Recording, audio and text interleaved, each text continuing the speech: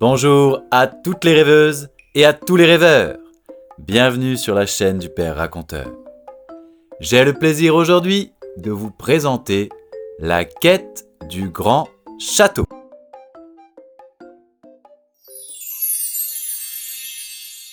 Il était une fois, dans un petit village au bord de la forêt, un meunier surnommé Monsieur Barbu.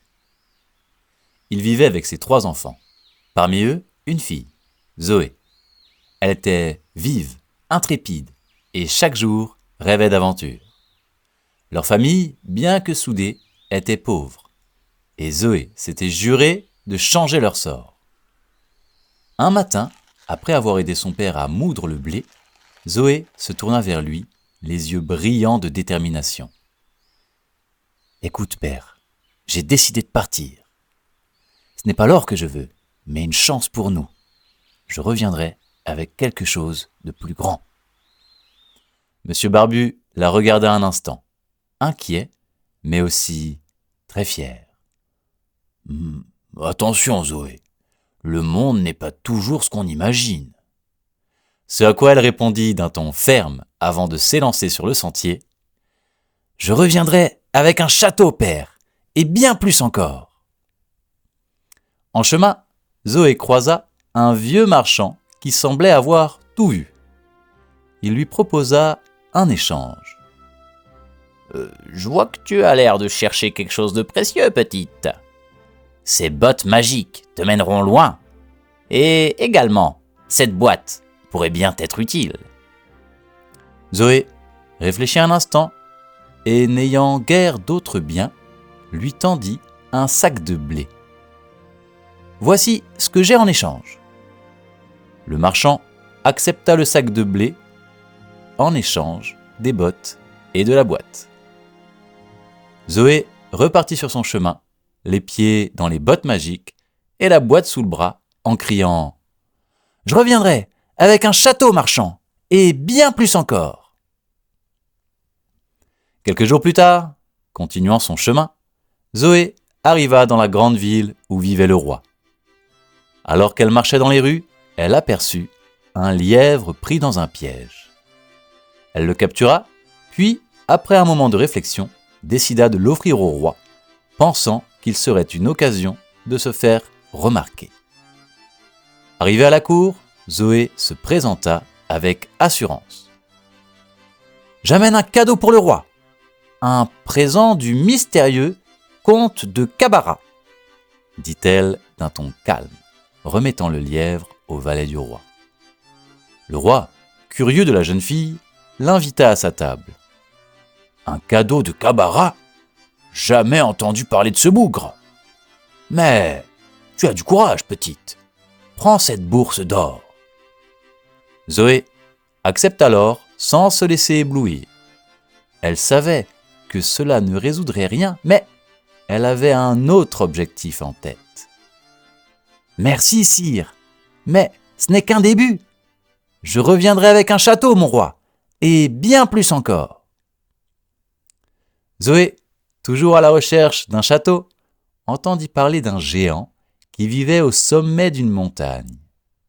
Ce géant était aussi puissant qu'arrogant. Aussi, il terrorisait les villageois chaque jour. Sans cesse, il se vantait d'être le plus fort de tous. Disant qu'il n'avait besoin de personne pour le protéger, il vivait complètement seul dans un immense château. Zoé y vit une opportunité. Défier le géant, lui prendre son château et libérer les villageois de cet oppresseur. Elle gravit la montagne déterminée, et lorsqu'elle arriva face au géant, il la regarda de haut. « Qui es-tu, petite fille, pour t'aventurer jusqu'ici ? N'as-tu pas peur de moi ?» Zoé, sans trembler, répondit. « Je ne crains pas les bruits, géant. Je veux simplement savoir, est-ce que tu es aussi fort que tu le dis ? Peut-être que tu as une force immense, mais as-tu le courage de la mettre à l'épreuve ?» Le géant, flatté, mais intrigué par ces paroles, se redressa. « Du courage ? Quelle est cette histoire ?